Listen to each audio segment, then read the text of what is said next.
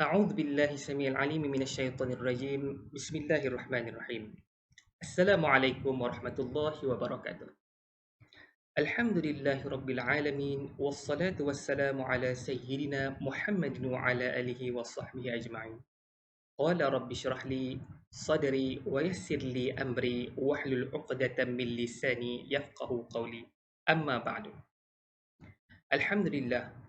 Kita merafakkan setinggi-tinggi kesyukuran kepada Allah Subhanahu Wa Taala kerana alhamdulillah pada tahun ini bagi tahun 1443 Hijrah bersamaan dengan 2021 Masihi, kita masih lagi diberikan peluang untuk sama-sama kita menyambut sambutan Maulidur Rasul.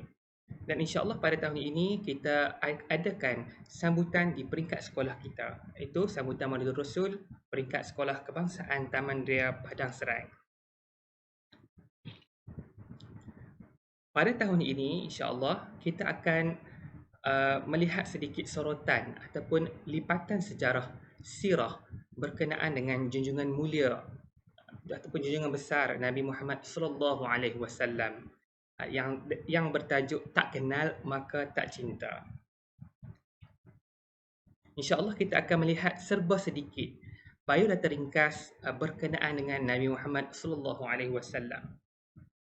Nama penuh baginda ialah Muhammad bin Abdullah bin Abdul Muttalib bin Hashim bin Abdu Manaf bin Qusay bin Kilab bin Murrah bin Ka'ab bin Lu'ay bin Ghalib bin Fihr bin Malik bin Nadr bin Kinanah bin Khuzaiman bin Mudrikah bin Ilyas bin Mudar bin Nizar bin Ma'ad bin Adnan.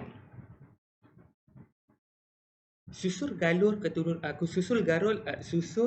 keturunan Rasulullah sehingga ke Adnan ini adalah susur galur peringkat pertama, yang mana susur galur ini adalah susur galur yang paling sahih. Yang seterusnya sehingga ke Nabi Ibrahim, dan yang ketiga adalah sehingga ke Nabi Adam AS. Baiklah anak-anak sekalian, tarikh lahir baginda. Tarikh lahir baginda, insya-Allah kita semua ingat tarikh lahir baginda. Tarikh lahir Rasulullah sallallahu alaihi wasallam ialah pada 12 Rabiul Awal. 12 Rabiul Awal, tahun gajah. Tetapi anak-anak nak tahu tak, kenapa kita panggil sebagai tahun gajah? Kenapa bukan tahun ayam ke, ataupun bukan tahun itik ke? Tapi kenapa perlu tahun gajah? Inilah rahsia ataupun sejarah kenapa pada tahun Nabi Muhammad sallallahu alaihi wasallam dilahirkan, dijolokkan ataupun diberikan nama sebagai tahun gajah pada tahun tersebut. Inilah peristiwa yang telah berlaku. Hal ini adalah disebabkan pada tahun tersebut telah berlakunya satu peristiwa. Apa peristiwa tu? Peristiwa ini dalam sirah kelahiran Nabi Muhammad sallallahu alaihi wasallam iaitu peristiwa serangan tentera bergajah yang diketuai oleh Abrahah dari Yaman yang berniat jahat hendak meruntuhkan binaan Kaabah yang mulia. Abrahah berasa sangat dengki. Abrahah berasa sangat tidak puas hati kerana ramai orang mengunjungi Kaabah yang terletak di Mekah pada ketika itu. Maka Abrahah dengan niat yang jahat hendak pergi meruntuhkan Kaabah dan telah membawa satu bala tentera yang besar dengan menaiki gajah. Dan dalam surah Al-Fil telah dirakamkan kisah ini bagaimana Allah Subhanahu Wa Taala telah menghancurkan keseluruhan bala tentera Abrahah dengan hanya menghantar burung ababil. Okey, baik.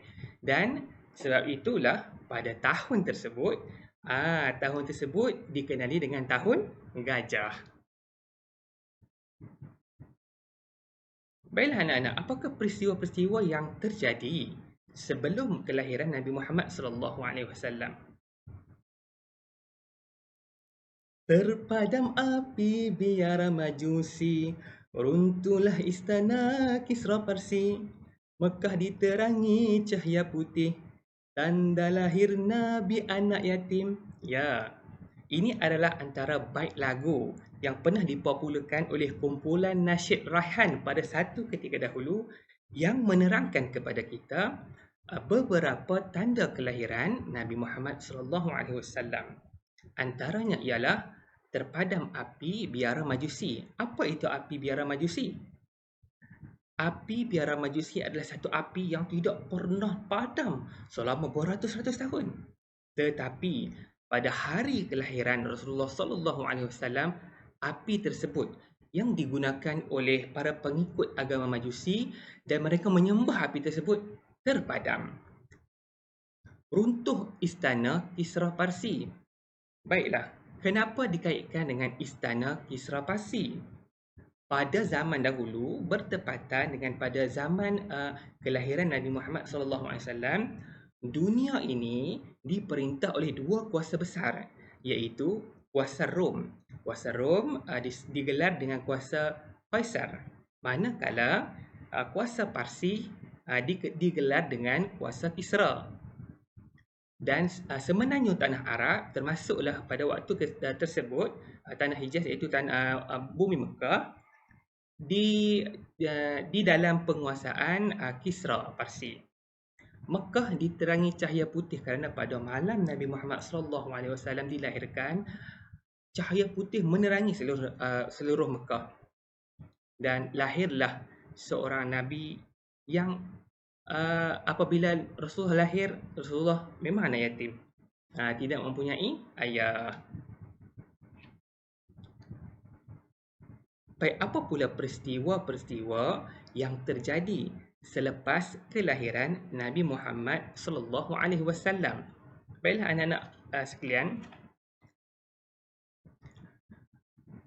peristiwa-peristiwa pelik ataupun peristiwa-peristiwa yang istilahnya ialah mencari adat, ya.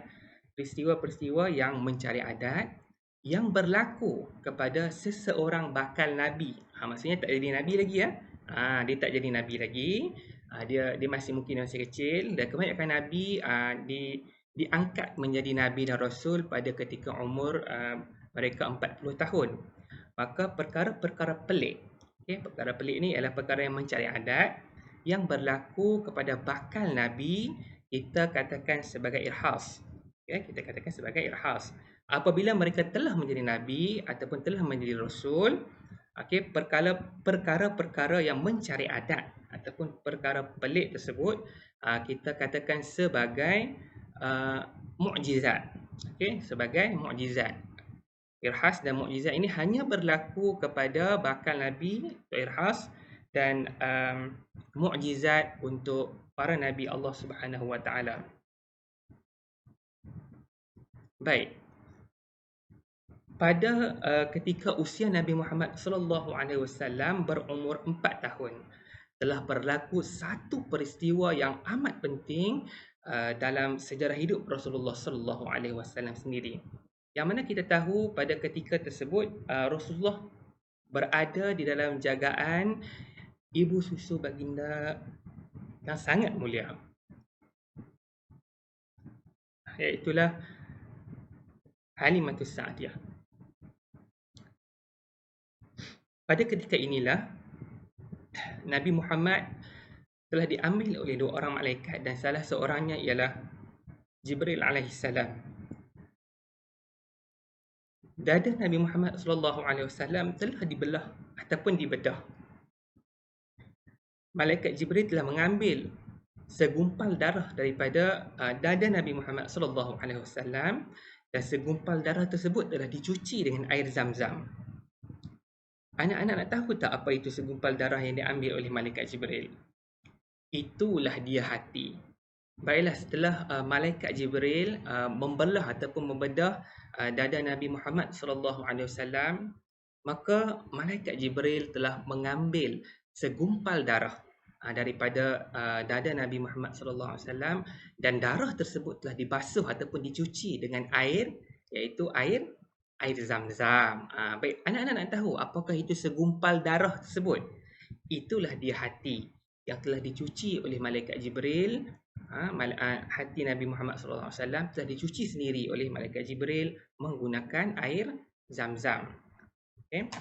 Ini adalah antara peristiwa yang berlaku sebelum kenabian. Maksud sebelum kenabian ini ialah peristiwa-peristiwa yang mencari adat yang berlaku kepada bakal Nabi. Baiklah, yang berlaku kepada bakal Nabi dan Rasul sebelum mereka diangkat menjadi Nabi dan Rasul.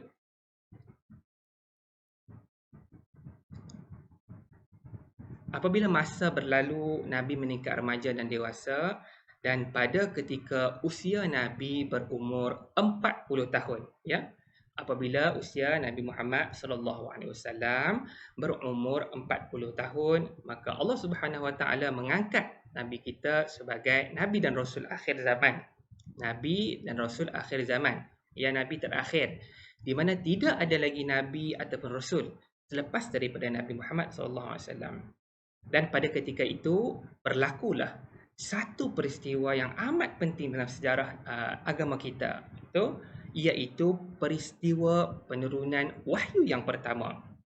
Yang mana peristiwa ini telah berlaku di mana? Ya, di Gua Hira. Di mana pada malam tersebut malaikat Jibril alaihissalam telah turun bertemu baginda sallallahu alaihi wasallam untuk menyampaikan wahyu yang pertama. Dan kita pun sedia maklum, malaikat menyuruh Nabi membaca Iqra. Nabi tak kerti baca. Ma ana biqari'in. Nabi tak pandai baca. Malaikat suruh baca juga. Nabi ulang kata tak kerti baca. Dan malaikat pun membacalah ayat tersebut sehingga habis. Apabila selesai penurunan wahyu, Nabi berasa sangat takut. Nabi rasa sangat takutlah. Takut. Nabi lari. Dan Nabi balik ke rumah. Apabila Nabi balik ke rumah, isteri baginda melihat Nabi ketakutan. Isteri baginda pergi, isteri baginda yang pertama, ya, pada ketika itu, Sayyidatina Khadijah binti Khuwailid telah menyelimuti baginda. Rasulullah SAW menceritakan perkara yang berlaku kepada isteri baginda. Setelah Rasulullah SAW menceritakan apa yang berlaku ataupun apa yang terjadi di Gua Hira, Sayyidatina Khadijah terus pergi berjumpa dengan sepupu beliau. Siapa sepupu Sayyidatina Khadijah? Waraqah bin Naufal. Siapa Waraqah bin Naufal ni? Waraqah bin Naufal merupakan salah seorang orang yang alim dalam ahli kitab. Merupakan orang yang alim dalam kitabnya. Ahli kitab, disebut sebagai ahli kitab. Berdasarkan cerita ataupun peristiwa yang disampaikan kepada baginda sallallahu alaihi wasallam kepada Sayyidatina Khadijah, dan Sayyidatina Khadijah menceritakan kepada Waraqah bin Naufal, maka kata Waraqah bin Naufal, perkara ataupun tanda-tanda yang terjadi kepada baginda sallallahu alaihi wasallam menunjukkan bahawa Rasulullah sallallahu alaihi wasallam telah diangkat untuk menjadi nabi atau rasul akhir zaman. Maka bermula daripada saat dan ketika itu, bermulalah liku-liku perjalanan seorang kekasih Allah Subhanahu Wa Taala, iaitu Nabi Muhammad sallallahu alaihi wasallam, menyampaikan dakwah, menyebar luaskan agama tauhid yang mengesahkan Allah Subhanahu Wa Taala dan yang memandu manusia daripada kegelapan kepada cahaya. Anak-anak yang dirahmati Allah Subhanahu Wa Taala sekalian, kita lihat sedikit sorotan perjalanan dakwah Nabi Muhammad sallallahu alaihi wasallam. Kita dapat bahagikan dakwah Nabi Muhammad sallallahu alaihi wasallam kepada beberapa peringkat. Di sini Ustaz nak memudahkan, kita bahagikan kepada dua peringkat. Yang pertama, peringkat yang berlaku ketika Rasulullah SAW berdakwah di Mekah, dan yang kedua ketika Rasulullah SAW berdakwah di Madinah.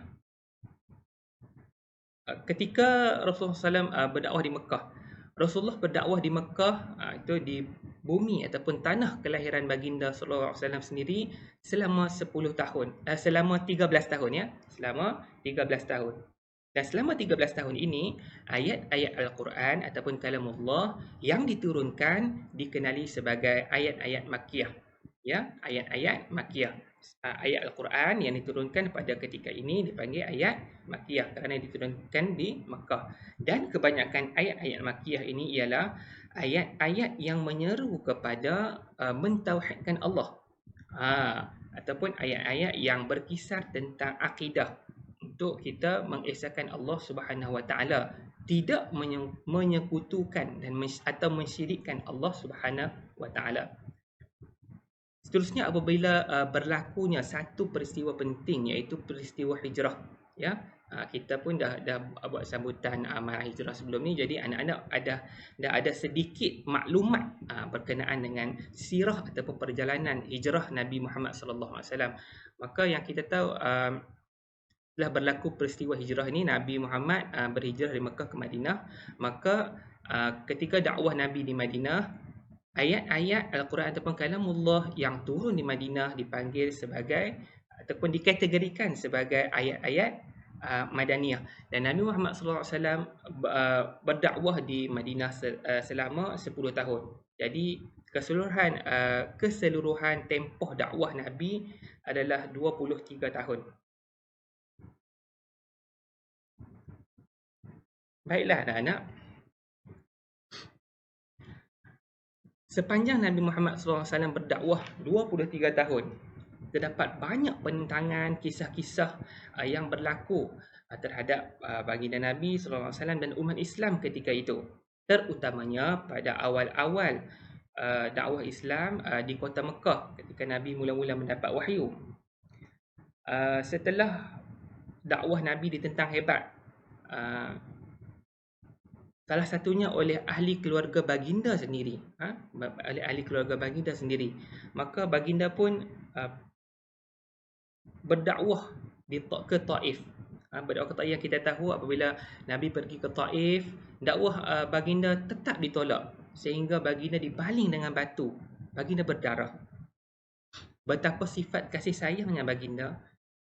Apabila malaikat Jibril bertanya, adakah hendak diazab ataupun kata balas dendam kembali kepada penduduk Taif yang telah mencederakan kekasih Allah, Nabi kita dengan sifat belas kasihannya memaafkan tindakan yang sangat kejam oleh penduduk Taif pada ketika itu. Itulah dia salah satu sifat Nabi Muhammad sallallahu alaihi wasallam. Maka setelah Nabi ditentang dengan sangat hebat, dakwah Nabi tidak mahu diterima, maka berlakulah yang kita tahu, yang Ustaz telah sebutkan sebentar tadi, iaitu peristiwa hijrah Nabi Muhammad sallallahu alaihi wasallam daripada kota Mekah ke kota Madinah.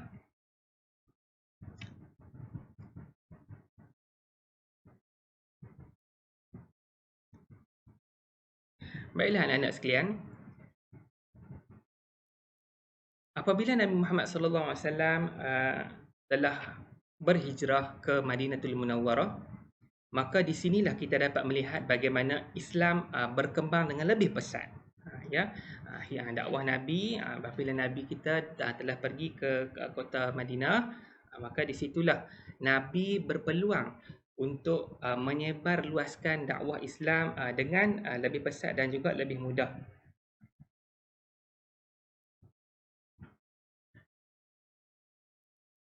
Baiklah anak-anak sekalian,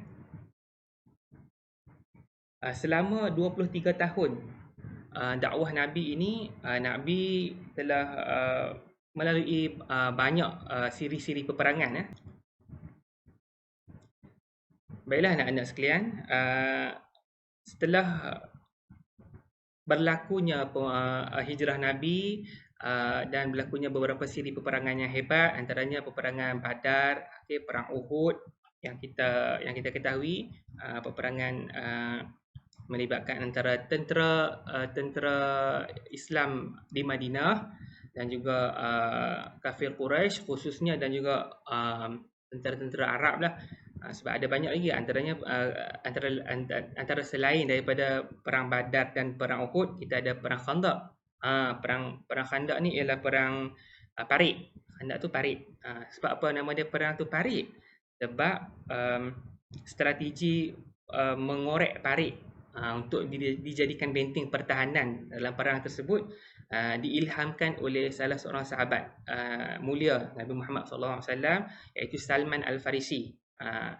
Salman Al-Farisi telah mencadangkan kepada baginda Nabi SAW untuk menggali parit sebagai benteng pertahanan untuk antara peperangan lah yang berlaku sepanjang Nabi Muhammad SAW berdakwah, dan akhirnya Islam mencapai kemenangan dengan pembukaan kota Mekah atau Fathul Mekah. Okay, dengan pembukaan kota Mekah.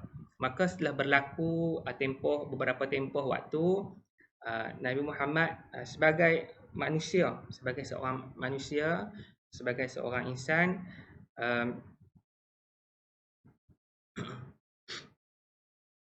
pergi menghadap Allah Subhanahu Wa Taala, dan peristiwa ini dirakamkan. Okey, peristiwa Hajjatul Wada. Hajjatul Wada ini ialah peristiwa Hajjatul Wada dan wafatnya Nabi Muhammad SAW, di mana dalam Hajjatul Wada inilah Nabi Muhammad telah memberikan khutbah baginda yang terakhir. Memberikan khutbah baginda yang terakhir. Dan tepat pada 12 Rabiul Awal. 12 Rabiul Awal pada tahun ke-11 Hijrah. Rasulullah SAW telah pun pergi untuk menghadap Allah Subhanahu Wa Taala. Maka apa yang Nabi tinggalkan kepada kita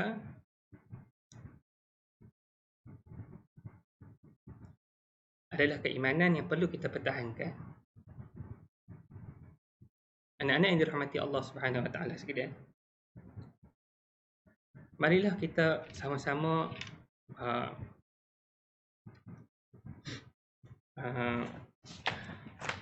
memperbanyakkan selawat kepada baginda sallallahu alaihi wasallam bersempena dengan sambutan Maulid Rasul ini. Allahumma salli ala Sayyidina Muhammad wa ala ali Sayyidina Muhammad. Semoga apabila kita banyak berselawat kepada Nabi Muhammad sallallahu alaihi wasallam, insya-Allah pada hari akhirat nanti, Yaumul Qiyamah, Rasulullah akan mengenali kita dan memberikan syafaat baginda kepada kita. Kerana syafaat baginda Nabi pada mahsyar nanti, kita sangat perlukan syafaat baginda Rasulullah SAW. Jadi kalau kita tak selawat kepada Nabi, macam mana Nabi nak kenal kita? Jadi insya-Allah sekian dahulu untuk tazkirah ringkas kita pada hari ini. Selamat menyambut Maulid Rasul 1443 Hijrah bersamaan dengan 2021 Masihi. InsyaAllah. Assalamualaikum warahmatullahi wabarakatuh.